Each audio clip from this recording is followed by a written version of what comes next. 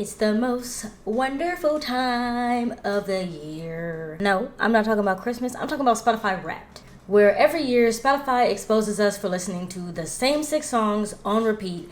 And I'm the type of person that wants to share it with the internet, so here I am. You are about to see my probably embarrassing Spotify Wrapped 2023, but I want to know what yours is, so feel free to drop a comment below if you don't want me to be embarrassed alone, because you definitely don't want that. I do want to know who your top artist is. Now, this is a live reaction, so yes, I'm about to see it for the first time, just as you're about to see it.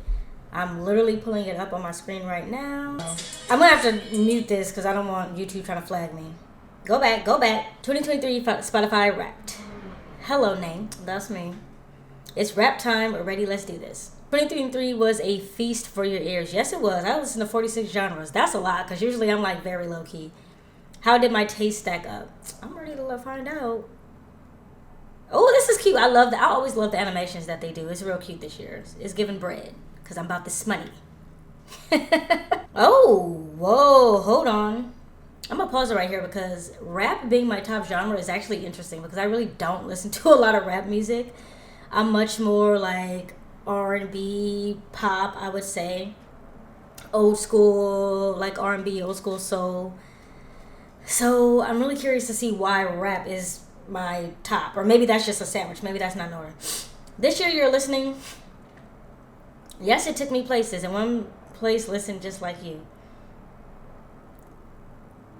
There are far more likely to be fans of Tyler, the Creator, Summer Walker, and Frank Ocean. Really? That's so weird. Okay, I played 1,400 songs in 2023, and there was one that really connected. Which one is that? I did listen to 40 Feet Tall a lot. So, 40 Feet Tall is a small, like, alternative punk band. And I actually went to college with one of the guys that's in the band, and they are top notch. I don't really recommend artists that often because I have a very small pool of artists who I listen to because I like what I like and change is hard. But I highly recommend if you're into like an alternative punk type of situation, 40 Feet Tall is chef's kiss. My top song was Sleepwalking. That's not surprising, 174 times this year, starting on January 2nd. I was heavy on them this year. They had a show this year. They had 2 shows, actually. I've seen them twice in concert this year. So I was heavy on them. That's not a surprise. But I had room in my heart for more than just one favorite. Oh, I'm a romantic. Okay, well, who was I romanticizing with?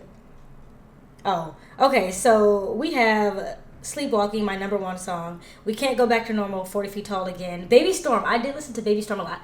I discovered Baby Storm this year, and I listened to alt disco very heavy this year. So that doesn't surprise me. Safari, of course, Tyler, the Creator. Tyler, the Creator is my favorite artist, so it's never surprising to see him on there. And What a Day, which is interesting because he didn't drop that until his most recent album, which was like mid-year. So that's interesting that made it. Yes, I definitely want to add my top 2023 songs to my library. I always add it because sometimes you just want to go back and relive what you did. Time is a construct, but we kept track anyway. 23,700 something minutes. That's 16 days nonstop. That's a lot. I peaked on October 23rd. Question, what the hell was going on October 23rd when I was listening to 300? I must have been editing a YouTube video. I listen to a lot of music when I edit YouTube videos, and that's probably why. I was in the top 16% of listeners worldwide. Is that a flex or is that embarrassing? 837 artists this year, but one came on top. Probably 40 Feet Tall. Let's be real. This is no surprise. And you know what's really interesting? Ever since Wrapped has existed, Tyler, the Creator has been my top artist since the beginning of time. Literally since the beginning of Wrapped. Tyler, the Creator has been my favorite artist. He got knocked off last year because Beyonce dropped Renaissance. He was number 2. She was number 1. It doesn't surprise me that Tyler, he dropped an extension of an album, so like an EP of an album. It's not really an EP, but like, yeah, it was technically an EP of an album. So he didn't really drop a new album, although I did enjoy those new songs. He didn't have a concert, and that's important because usually the reason that I listen to an artist a lot is because they're going to be in concert. So last year, Beyonce, well, I guess her concert wasn't this year, but she dropped a new album. I saw 40 Feet Tall twice in concert this year, so of course, when you're getting ready, I don't know, this is just me. When I'm getting ready to go to a concert, I'm going to up the listening of that band or artist or whatever because I'm getting excited to go to the concert. And then after the concert, I'm going to listen to them a lot because I'm still living off the high of the concert. So it's not surprising that 40 Feet Tall is literally my top artist this year. I'm a 0.005% fan and almost 4,000 minutes with them. That's not enough. I need to up it because these small artists don't make enough money from Spotify. I couldn't get enough of now delivering fan mail. Okay, I post that to Instagram later. Let's get back to it. I had something special with my top artists. Here's how you spent time with them across the year. This is interesting. I love this. Okay, so 40 Feet Tall. I'm going to look and see when that first concert was because I bet you it was around May. Peak listening month, May. Okay. Well, who was I listening to next? I need to know. Tyler, the Creator, number 2. See? Now, he might get knocked out of number 1, but he's never going to be too far behind. Bet that. April, I don't know why. Maybe that's when he dropped the extension for Call Me If You Get Lost. That could be why I was listening to him a lot in April. I'll put all this information on the screen. Beyonce, there's not really a reason why I was listening to Beyonce in February because her concert wasn't until September, but, I did. Okay, let me tell you something.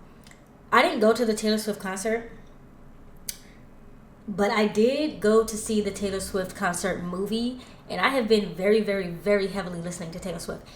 And I didn't think I was a Taylor Swift fan. I did go to the Renaissance tour, but that just happened to be an album that I liked because it was more edgy. But I didn't realize that I actually like a lot of Taylor Swift songs. I listened to a lot of Taylor Swift in October. I'm not even going to hold you. I'm a Swiftie, okay? I might not be one of these hardcore Swifties, but I definitely am. Summer Walker, okay, I was in my R&B bag. I see you, Summer. I usually actually never was really a fan of Summer Walker either. And then I heard Deep and I heard Bitter Baby Mama, and I was like, oh, these are good songs. So I kind of became like a mini fan of hers.